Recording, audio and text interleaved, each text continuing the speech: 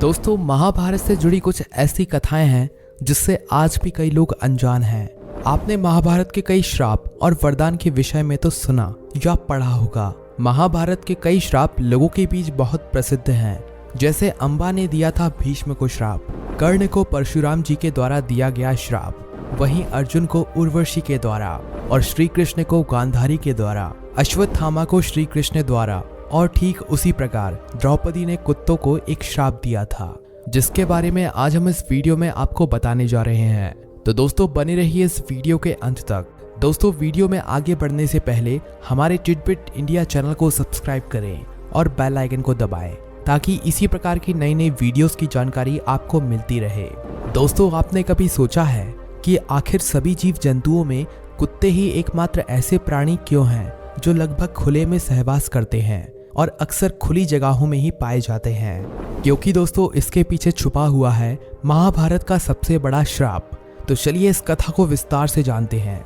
दोस्तों, यह हम सब जानते हैं कि द्रौपदी 5 पांडवों की एक अकेली पत्नी थी।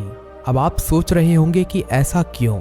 द्रौपदी ने क्यों 5 पांडवों से शादी की थी और क्यों 5 पांडव एक ही पत्नी रखने के लिए राजी हो गए थे? ऐसा क्या कारण था? तो इन सब सवालों के जवाब हम आपको बताते हुए चलते हैं। दोस्तों, दरअसल अर्जुन जब द्रौपदी को विवाह कर घर लाए थे तो माता कुंती को नहीं पता था कि अर्जुन विवाह करके आए हैं। अर्जुन और द्रौपदी जब घर आए तो उनके साथ बाकी 4 पांडव भी थे, और जब उन्होंने माता कुंती से कहा कि देखो माँ, हम तुम्हारे लिए क्या लाए हैं, तो कुंती ने बिना देखे जवाब दे दिया कि जो भी लाए हो उसे 5 भाई आपस में बांट लो। अब पांडव माँ की बात का किस प्रकार निरादर करते, इसीलिए सभी भाइयों ने द्रौपदी के साथ विवाह कर लिया और यह नियम बनाया कि द्रौपदी हर वर्ष उनमें से एक भाई के साथ रहेगी और इस दौरान कोई उनके कक्ष में नहीं आएगा, और इस नियम का उल्लंघन करने पर अपराधी को तुरंत 1 वर्ष के लिए वनवास जाना होगा। लेकिन एक ऐसी घटना घटित हुई जिससे संपूर्ण कुक्कड़ जाति यानी कुत्तों का भविष्य बदल गया। दरअसल द्रौपदी के साथ अर्जुन कक्ष में मौजूद थे, साथ ही उन्होंने अपनी पादुकाएं बाहर छोड़ रखी थीं, ताकि दूसरे पांडव को पता चल पाए कि कक्ष में पहले से ही अर्जुन मौजूद हैं और उस समय कक्ष में कोई भी प्रवेश ना कर पाए। लेकिन अचानक से ही ना जाने कैसे भीम कक्ष में प्रवेश कर गया। जैसे ही द्रौपदी ने भीम को कक्ष में आता हुआ देखा, वह गुस्से से आग बबूला हो गई। इस घटना से अचानक ही दोनों भाइयों में तनाव उत्पन्न हो गया। तभी अर्जुन ने भीम से गुस्से में कहा, जब मैं कक्ष के बाहर अपनी पादुकाएं छोड़कर आया था तो तुमने अंदर प्रवेश क्यों किया? तब भीम ने कहा कि बाहर कोई पादुकाएं नहीं थी भ्राता। तब दोनों भाइयों ने बाहर आकर देखा तो सचमुच अर्जुन की पादुकाएं वहां से गायब थीं। अब सवाल यह था कि आखिर वह पादुकाएं कौन ले गया?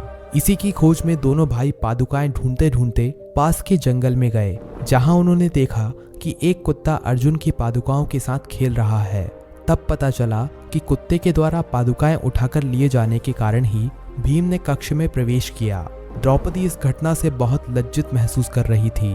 उसी समय द्रौपदी ने गुस्से में आकर उस कुत्ते को श्राप दे डाला कि आज तुम्हारे कारण मुझे किसी ने सहवास करते हुए देखा, वैसे ही सारी दुनिया तुम्हें हमेशा खुले में सहवास करते हुए देखेगी। तब से ही दोस्तों माना जाता है कि श्राप के कारण कुत्ते हमेशा खुले में सहवास करते हैं और सहवास करते समय उन्हें कोई भी लाज शर्म नहीं होती, जिसके चलते आसपास के मनुष्य अक्सर उनका उपहास उड़ाते हैं, क्योंकि इसके पीछे छुपा हुआ है महाभारत का एक श्राप। अगर आपको हमारी यह खास जानकारी वीडियो अच्छी लगी तो वीडियो को लाइक करें, हमारे चैनल टिडबिट इंडिया को सब्सक्राइब करें और ज़्यादा से ज़्यादा शेयर भी करें। धन्यवाद।